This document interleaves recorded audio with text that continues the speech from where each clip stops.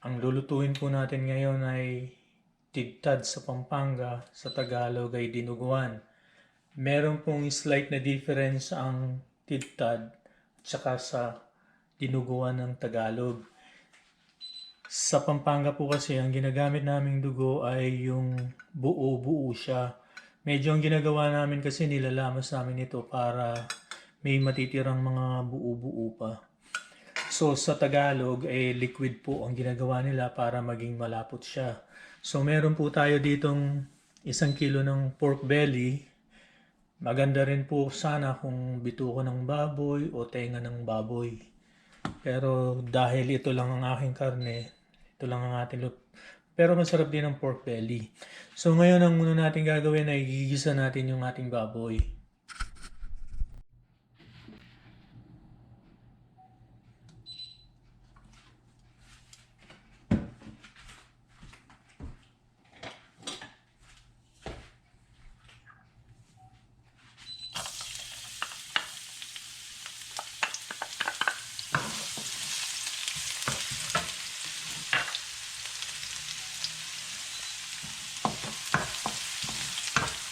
Itong ating bawang na to ay 3 piraso to.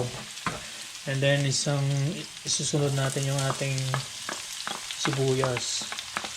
1 sibuyas. So, golden brown as usual. And then isusunod natin yung ating karne. So, ngayon isusunod natin yung ating pork belly.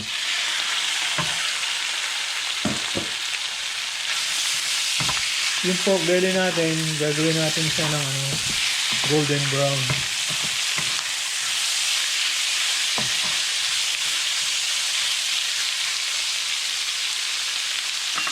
Takpan natin. Maya-maya balikan natin ito.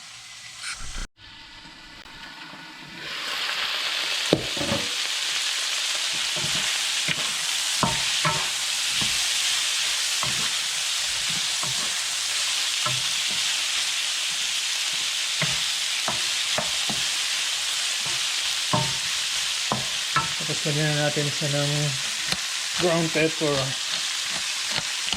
1 teaspoon.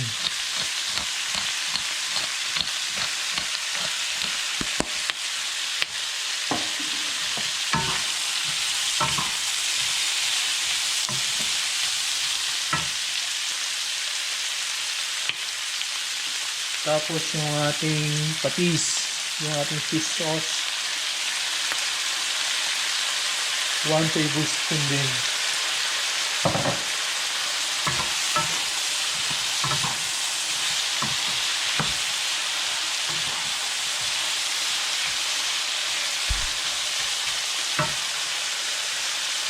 Ngayon isusunod natin yung ating suka. Yung ating suka 1/4 cup.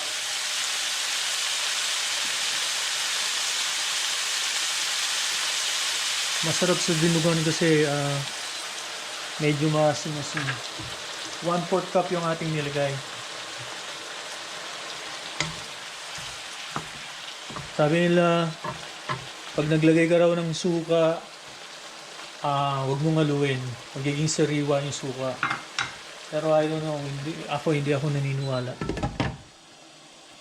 Takpan na rin at tayan natin kumulo ng mga 3 minutes.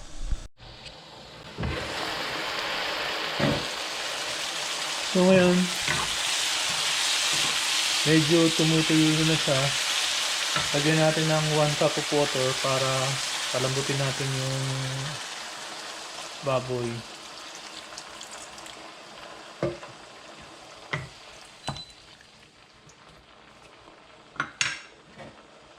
Takpan natin ulit. Mga 10 minutes balikan natin. So ngayon ilalagay na natin yung ating dugo. Itong ating dugo ay 2 cups.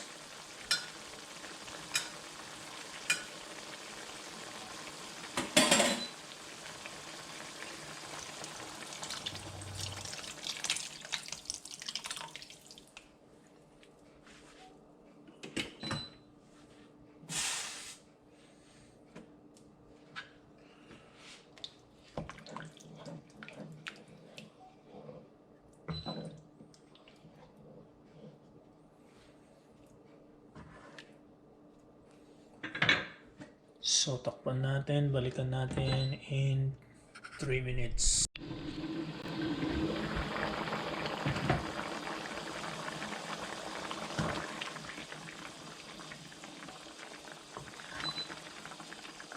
Ito yung sinasabi kong difference. Meron siyang mga buo-buo. Yan yung tinatawag nilang tidtad sa Pampanga. So, ayan lang natin siya. Ayan natin medyo lumapot yung sabaw. And then, saka tayo maglalagay ng mga panghuling ingredients ba, yung panlasa natin.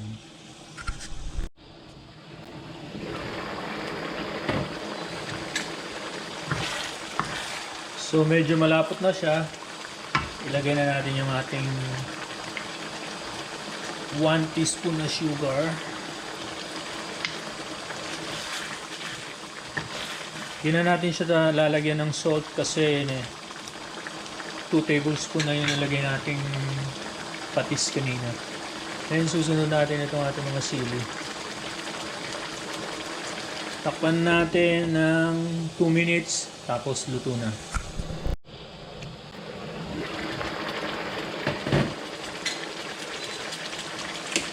Okay. Yan, luto na siya.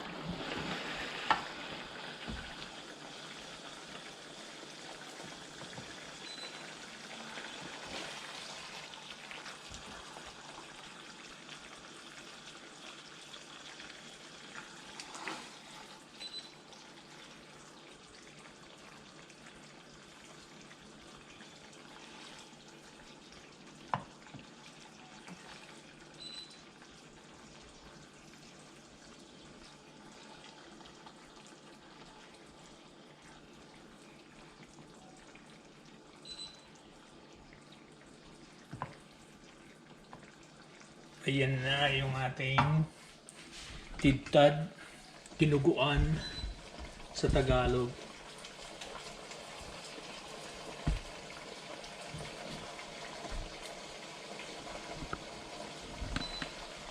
Okay, salamat sa pagsubaybay.